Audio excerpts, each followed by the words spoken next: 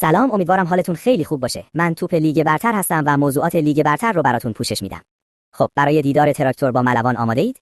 قبلش بریم سراغ چند تا خبر از لیگ. آقای تاج پس از صحبت‌های رئیس فدراسیون فوتبال با وزیر ورزش و 4 باشگاه لیگ برتری، تصویب شد که داور بازی در صورت شنیدن شعارهای ایراددار باید بازی رو متوقف کنه. عقب نشینی پرسپولیس به خاطر درخواست سنگین سپاهان. پرسپولیس سراغ آریا یوسفی رفت. سپاهان گفت 50 میلیارد به اضافه یک وینگر جوان پرسپولیس. پرسپولیس گفت نه بیخیال. کنایه هیئت مدیره استقلال به ساپینتو. نمی‌شود همش زمین رو بهانه کرد. فریدونی عضو هیئت مدیره استقلال گفت باید با مشکل زمین کنار بیاییم و به بازی کردن در این زمین‌ها عادت کنیم. تاجرنیا در دعوا طرف رامین رضاییان رو گرفت. علی تاجرنیا از رامین رضاییان به عنوان سرمایه باشگاه نام برد.